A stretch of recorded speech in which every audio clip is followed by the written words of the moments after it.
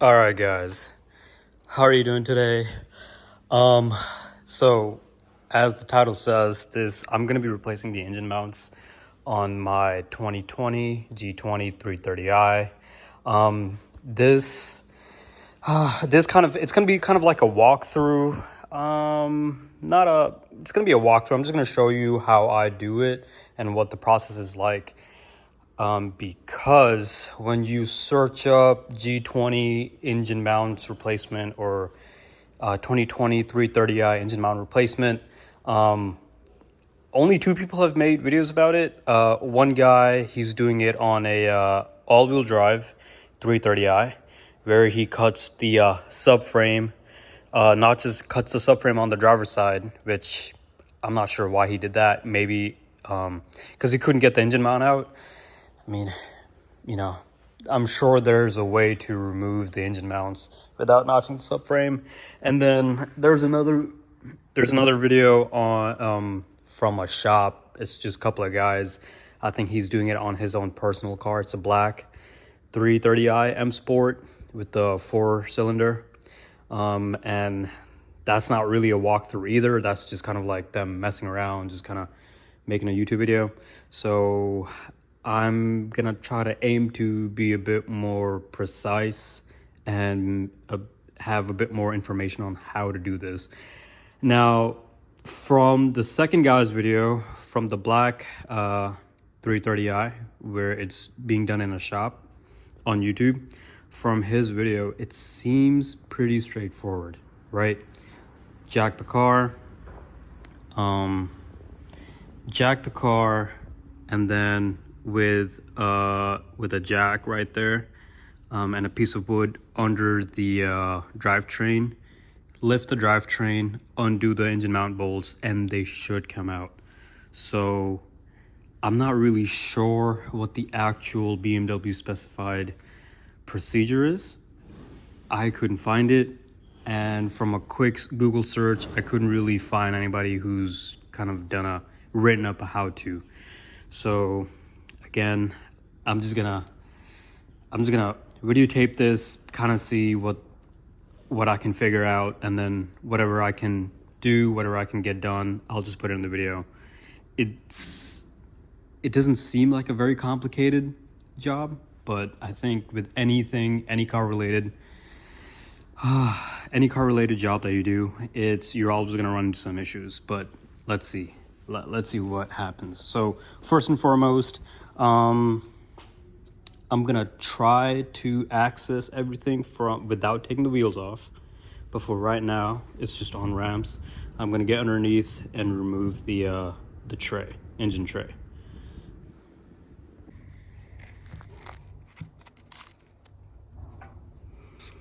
All right, guys. So the Undertray bolts are all gonna be 10 millimeters.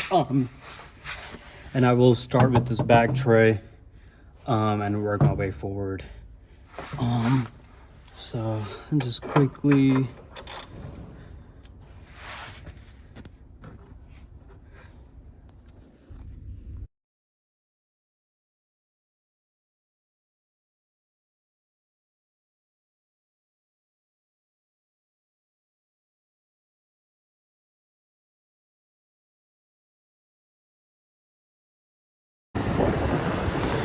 All right, guys, so I'm underneath the car. I have removed the transmission cover, and then this cover that you saw me do just now, and then I've loosened this front cover. I'm underneath the car. This is the oil pan, transmission, and now look here. Look, this is all fluid from my driver's side motor mount. Like, this is fully collapsed. All right, fully collapsed. So that's how you can tell visually, obviously, right, that your motor mount has failed. And also, they say, like, when this cup should be it should be even with the metal subframe right here. it should be even. It shouldn't be below it. All right, if it's flush with it, then it's all right. But if it's not flush, same thing on this side. See how this cup is below the middle? Yeah, so that's what I've read to visually see if they are bad or not. And then obviously I know my driver's side is bad because, like, you know, man, in idle, my car just, it has vibrations, right? These are fluid fill. That fluid dampens a lot of the noise and the vibration. So obviously I have vibration at idle, like a pretty bad noticeable one. So that means that my motor mounts have failed, and right here too. So that is another way to kind of tell if your engine mounts are bad or not. But in order to get these out, you have 1, 2, and 3 star bits on each motor mount, and then there is a bolt on top. So that bolt, I can reach this bolt through this section, right? Some people go through the fender liner too, like the other guy with the orange 3 Series on YouTube. He went through the fender liner, but this one, I don't even know how I can access that. Oops, I'm trying not to touch the very hot down pipe. So that one, I can probably get to it from down here, but the thing is, my catalytic converter is right there, and it's like, I just drove the car maybe like 30 minutes ago, so it's pretty hot. So, and that's another thing, I would highly recommend doing this job whenever the car has cooled down. So let the car cool down like half a day, or I mean honestly a full day. I don't think I'll be able to finish this job today, but regardless, I have to get it done because I use my car for work and I can't keep driving with the car vibrating like this. So that's that. Okay, so in order to remove these motor mounts, we will have to lift up the whole drivetrain and engine. The two guys who were working in a shop who was working on one of these, they made the YouTube video. I saw that they lifted the drivetrain here, over here. This is the transmission, this is the engine, right? So they lifted everything up from here, and this seems to be flat enough. I'm gonna avoid putting the block of wood here. I'm gonna see if I can fit it in this area, because I don't think I'd be able to use the oil pan, because I don't know what's under here. Like, what is this? I don't know what that is. I think this is the right here, this little hump is for the oil pressure, oil level sensor. Let's see. Oh yeah. So this whole section, I wouldn't even like. This is where the oil level sensor is. So I can't put anything here. This is the starter motor. Maybe here, but I don't know, to be honest. And I don't want to like put anything here because of the wiring harness.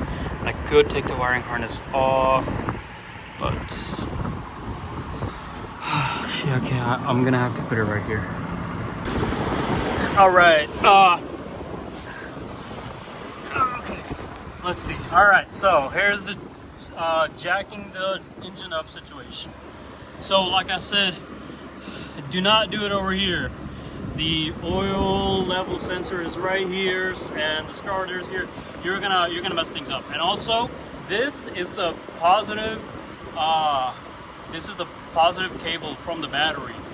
Now, if you're working on your car, I would suggest disconnecting the power, disconnecting the negative from the battery. Okay, so the car doesn't have any power, okay? Anyways, so this is the situation. This is a piece of block that I have. Use a wood block between your jack and your drivetrain. Do not use the bare jack to jack the engine or transmission. You need a block of wood, so then when you have a block of wood sandwiched between the jack and the engine, the pressure, okay? So this, with the block of wood in the middle, it's evenly distributing the pressure across and lifting up the whole drivetrain. This is how I did it. Take note, that clip is safe, right? I'm not jacking up on the clip. And then back here, it just clears the plastic transmission pad, okay? Remember, this is plastic. Now, do not, I wouldn't recommend having a block that sits on the bolts here, okay? Because since this is plastic, and when you lift the engine up, the block is on the bolts. That means there's pressure on the plastic pan. You could crack the plastic pan, okay? So I recommend you to find a width of a block that fits between the plastic transmission pan and this clip. I don't know how to take the there's a bolt right there. You could take it off, but I mean I left it on, right? So but if you need clearance, you can clearly see you can take this clip off by taking that star bolt off. So this is how I've mounted everything. And I have jacked the engine up. It did actually move up a little bit, so now I'm gonna go ahead and loosen these bottom bolts so the engine gets released from the subframe by undoing these 3 bottom bolts, and then I will go on the top and do the top bolts. So let me do that, and then I'll come back to you guys. All right, so now I've put in both of the mounts, okay? This was a royal pain in the ass, all right? Now, everybody says that the driver's side one is the trickiest, and yes, it is tricky. However, the way that we got it out was to get the driver's side mount in and out. You have to support the engine and transmission by the jack, like how I've explained to put it. And you need a second person to do this job. Now, the second person is going to be up top, pushing the engine towards the passenger side from the top. So that what that is going to do is it's going to tilt the engine to the right, which is going to give you space to maneuver this new mount out of the engine bracket. Okay, that is how I got mine out. Mine is collapsed, so it was shorter than normal. But if you're watching this video, then your mount is collapsed also, right? So basically, to get that one out, tilt the engine, push the engine to the right from the top. It'll give you enough space, and you can maneuver the engine mount off of the bracket. To install it back on, it is going to be the same stuff, but in reverse. Tilt the engine, and then slide it in. You're gonna have to kind of maneuver it, but it'll go in. Okay, now for the passenger side, the best way that we did it was we removed the engine mount bracket. There are four bolts, 1, 2. There's one on the right side. You can't see, but if you feel around it, right next to it, there's one here, and then another bolt down there. So 4 legs to this bracket. You can install the bracket back up. I do not know the torque numbers for any of these bolts, but I put red Loctite on them and gave them a really good and tight on them, and that should be good enough. But yeah, basically that is the technique. Don't cut your subframe, and you don't need to do anything like that. But you will need a second person to remove the driver's side mount.